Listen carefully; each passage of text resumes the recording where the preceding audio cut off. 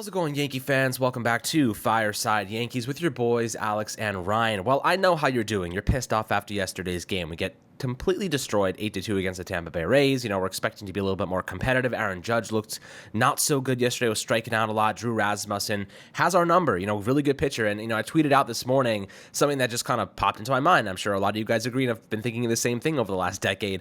The Yankees can't hit good pitching, and there's no surprise that they struggle during the postseason because they can't actually hit against above-average pitchers. You look at Drew Rasmussen. We faced him twice this year already. He hasn't given up an earned run across 12.2 innings. This is a situation where the Yankees, okay, great. It's fun. It's fun beating the crap out of the Oakland Athletics. It's fun beating the crap out of bad teams. But if that's the way that you're going to improve your run differential, if that's the way that you're going to make the postseason, that's not the right way. The right way is to beat good teams, showcase you can beat them consistently, and walk into the sunset, because that way you can compete during the postseason when teams have elevated their performance. Now, the Yankees are almost double digits back in the AL East right now. This is a really bad situation. The team doesn't look like it has much confidence. Luis Severino's out here publicly taking shots at management for his rehab process, and now we're hearing reports from Bustle Only of ESPN that executive rivals, rival executives are indicating that they could view Severino as a potential trade piece, a potential piece they may look to acquire at the deadline this year. Now, I want to discuss that. I want to discuss kind of the starting pitching situation, the Yankees right now. And, Ryan, this is a bad spot for us to be in. There's no doubt we have enough talent on this roster to fight back and come back from this and find a way to win. And I'm confident the Yankees can do that. But it all really depends on their health. It depends on their health, and it depends on, can they hit against good pitching? And right now, they haven't proven to stay healthy, and they haven't proven to hit against good pitching. So we are concerned, to say the least. And one of the bigger catalysts that I think is kind of going under the radar right now is the fact that Aaron Judge carried our offense last year because he had a record-setting campaign. He was never going to run that back, right? Expecting him to run back a record-breaking season is and always will be very, optimistic. And his stats this year are not looking as good as they were last year for obvious reasons. Now, they are solid. He has 132 WRC plus. He definitely is contributing very significantly. But the fact of the matter is, he was playing at a parabolic level last year. You couldn't even compare him to anybody else.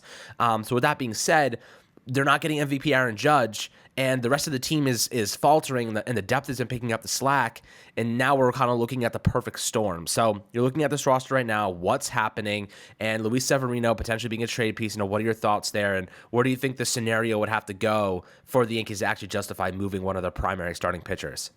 Yeah, here's a couple of things that are important, I think, for a lot of people to realize.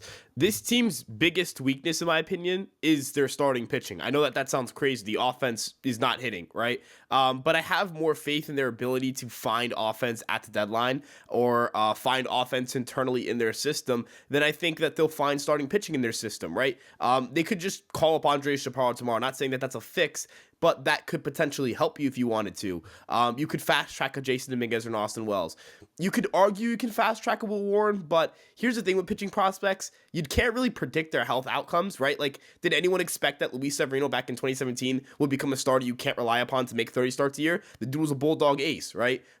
Injuries are rather unpredictable at the position and can continue to be unpredictable at the position. I don't think this is an area that they can start trading out of. If you tell me, if Aaron Hicks goes down, right, and if you were to get placed in the II, I know he had that scare with the hip situation, you can go to your farm and you might actually get better, right? If, let's say, Domingo Germán, who I don't think is one of the top guys in the rotation when they're fully healthy, but still a guy in the rotation, if he goes down, they're screwed, right? That's not something you can really say about the lineup. If one of their bench guys, depth guys go down, they probably get better. If anything, we're arguing that, in the lineup, they don't have the right guys in the organization at the major league level, or the right guys aren't getting playing time, or that we're not arguing that there's not enough talent in the system to help them out down the road. But on the pitching side of the ball, you have Will Warren, you have Beater, you have Randy Vasquez, you also have Richard Fitz, but realistically, none of those guys are necessarily ready to pitch at the major league level. Look, I get it. Rival executives are going to speculate. Buster Only is reporting on speculations. I understand that. I know the Yankees moved Montgomery when it was kind of like, wow, the Yankees moved Jordan Montgomery. Who saw this coming, right? But that team was a different team, right? Number one, that team basically had the division in wraps, so they didn't really have to care as much about the second half. That was a move specifically for October. In terms of the context of the regular season, that move really doesn't matter much for them, and it didn't really make them better. It actually made them worse. But when you have the division wrapped up, you don't have to care about August and September as much. For this team, they are definitely not, in the situation where the division's wrapped up. If anything, the division might be wrapped up for the Rays, right? But if you're the New York Yankees, you can't go out and trade a really good pitcher when, you don't know what you have in your rotation. Your rotation's very uncertain, very injury prone. Yes, you could go out and acquire a guy, but who's that star pitcher at the deadline? It's really Shohei Outtani, right? And are the Yankees going to get Shohei Outtani? I'm not sure. There are other reports suggesting that it will take a complete collapse from the Angels for them to trade Outtani, which I think is silly. But that's not here nor there. But are the Yankees going to trade for Outtani, knowing that they're probably not going to re-sign him and he's going to cost, a plethora of top prospects? Probably not, right? So, there's no one in the deadline that's on paper, start to start, a better pitcher than Luis Severino. So it doesn't really make much sense, in my opinion, to trade him. I know he's injury prone. I get that. That's a conversation about extending him, though. If you don't want to extend him, that's different. But in terms of does he make this team better? Absolutely. And I don't know if his replacement's out there on the market. So I really don't see a scenario where they could trade for him. They could trade him unless they got a guy like Shohei Outtani, which, again, I just don't think that's happening. Yeah, I mean, look, Shohei Outtani right now is a pipe dream for us. If they manage to pull it off, it would be a miracle. But again, to get Shohei Outtani, you're going to have to trade all of your best farm, system players, and that's ultimately not something that Cashman wants to do. I think he probably prefers just to pay him in free agency. But again, now you have like the Mets who are sucking and are probably you're going to see Steve Cohen go, balls to the wall to go and get a player like Shohei Outtani and pay him $1 billion. So right now, the Yankees have to correct themselves, right? This is not a situation. Look, we always look to the outside to help fix things. You know what I mean? But I think the Yankees have what it takes on the inside to correct what's going wrong right now. We've seen the flashes of competence from this team. We've seen the flashes of what they're capable of. But the problem is, look at their body language. Their heads are hanging. They're frustrated. They're complaining. That's not the sign of a winning baseball team. And that's not the sign of a winning team in sports in general. You ever see a team struggling the way that their body language is? They don't crack a smile. They can't find positives in anything. Like my thing, when teams are really struggling, a sign of how bad a team is really performing is when they start relying on these arbitrary things like chewing gum to get them out of funks. You know what I mean? Like, they're chewing gum, or they're eating cookies, or they're doing this, or they're doing that. I get it. It's all fun and games. You're trying to find different things, like, these irrelevant ways to, like, spark performance. But the reality is, it comes back to the mentality of the coaching staff, what they're teaching these players. And that leads me to a little point I do want to make, in that Dylan Lawson, our hitting coach, had one of the most, I would say, annoying quotes I've seen from a Yankees coach in quite some time. It's quite backward. I want to discuss it briefly here.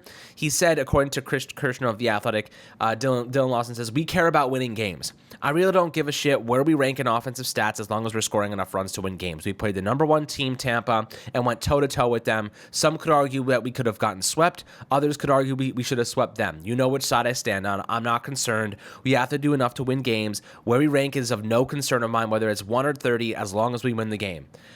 I mean, look, you're the hitting coach, man. If your offense is not ranking well, your offense is not performing well. And to give you some context on where the Yankees do rank right now, they rank 24th in batting average at 232. 23rd in on-base percentage at 304, and they have a 304, man. I mean, for frick's sake, a 304 OBP is freaking embarrassing. For a team that has a $288 million payroll, to get on base at a 30% clip is god-awful. It's awful. You go back to Moneyball, the general consensus of how to score runs. Getting on base helps you do that. Anthony Volpe's ability to steal bases. We have some decent athletes on this team. Need to extrapolate on that. The Yankees are doing everything in their power to not do what it takes to score runs. And ultimately, even our mantra of hit strikes hard and hitting home runs in this, dinger-centric team is not coming to fruition. We rank 15th in slugging percentage, guys. We're not even a top 10 team in slugging percentage. We're not even even a top 17 team in OPS, ranking 18th in OPS. We're not hitting for power. We're not getting on base. We're not hitting for average. What does that mean? We're not scoring freaking runs. So when you're Dylan Lawson and you're saying stuff like, hey, I don't care about rankings, those rankings are based entirely on analytical data. This is not an opinion-based ranking. This is based on actual numbers that indicate whether a team is good or bad, and the Yankees are bad because they rank in the bottom half of the league in nearly every offensive category. So you tell me, Ryan, how the hell is this team going to perform if our coaches can't even acknowledge the fact that these rankings are directly correlated to a team's offensive success? And when our pitching, which has been solid, by the way, like we've been supplementing losses in the starting rotation, we have the best ERA in the bullpen in baseball. The fact that our hitting is not performing and our coaching staff can't acknowledge the fact that that is true is a blatant problem. They're not even saying we need to do better. We have to hit more. We have to score more runs. We have to change our strategy. We have to get better guys in the lineup. We have to be more consistent. Instead, he's defending his strategy, and just playing defense. You know what I mean? Like, this is a time to take accountability and take responsibility for things. Instead, they're pushing it off and playing defense, and that's not a good sign for me. That is a sign that people are angry, people are frustrated, and they don't exactly know what to do.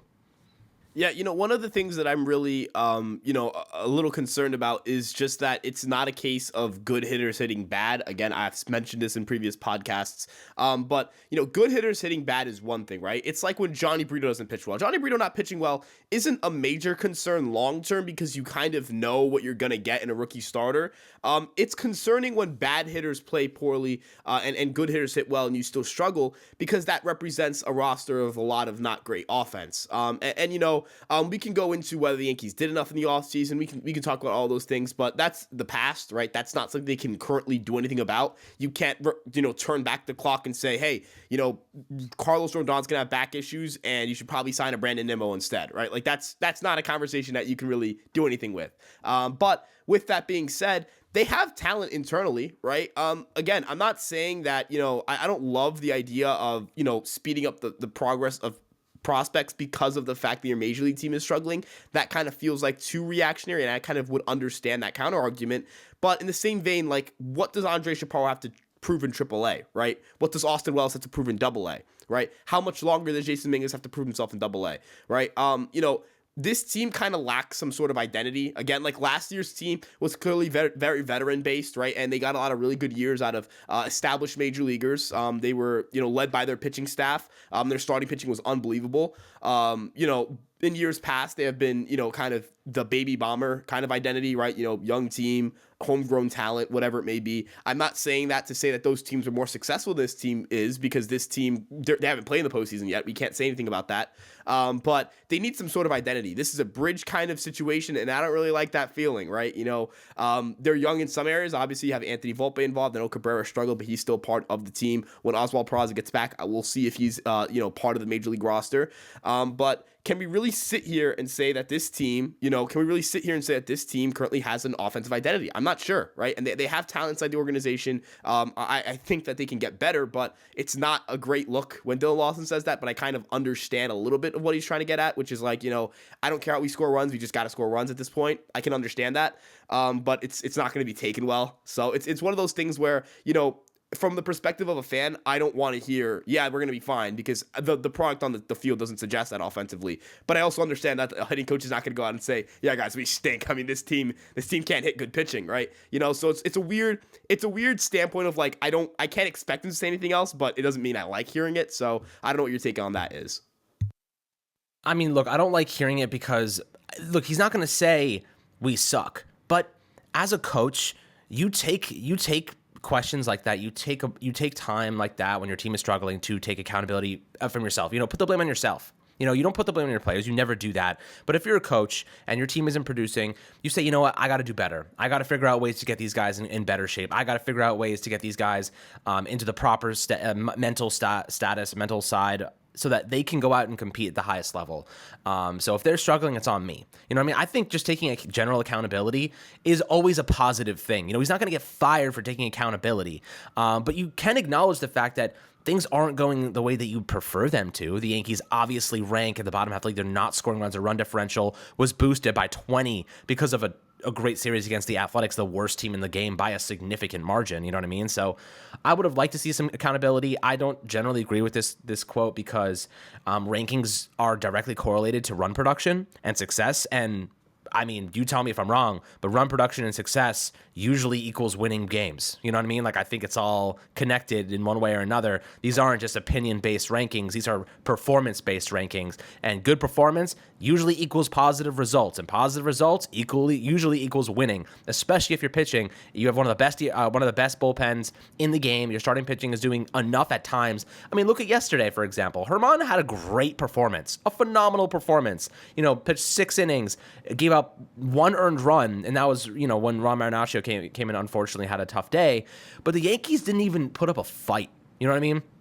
They didn't even look competitive. Our 2 hits in the game prior to the 9th inning, I mean, you know who they came from. Maybe you don't. Jake Bauers. Our guy Jake Bauers had the 2 only hits against Drew Rasmussen in the entire game. Jake freaking Bauers. You're going to tell me that DJ LeMahieu, I don't even know if DJ played yesterday, but Anthony Rizzo, Aaron Judge, Anthony Volpe, all of these guys that have tremendous plate discipline and swing weren't even able to be competitive against Drew Rasmussen, but Jake Bauers, a guy who they just called up from AAA as the only 2 hits of the game. You know what I mean?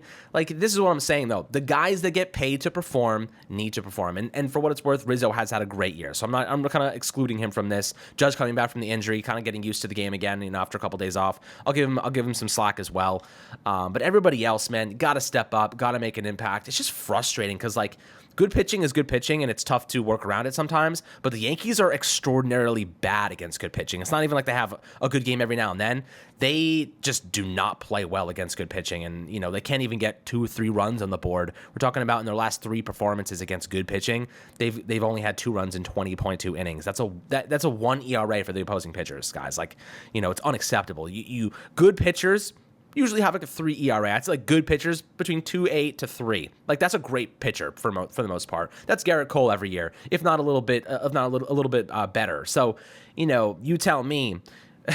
The Yankees putting up 1 ERAs, for opposing pitchers is not a sustainable metric, and I think the Yankees desperately need support. We'll see where it's going to come from, but it has to come from within. You can't trade all your prospects every year to get good players. You need your guys on the roster to pick up the slack and actually play to their contracts. So we'll see what happens, guys. Always happy to hear perspectives below. Very zesty today from my part. I'm kind of frustrated. I'm kind of pissed off. I think we could be doing a lot better. I know we can, and it just sucks to see some of the lack of accountability and, you know, the players just not putting the proper performances on the field that we know they can. So, as I said, always happy to hear perspectives below. Make sure to like and subscribe as always. We'll catch you guys on the next Fireside Yankees episode.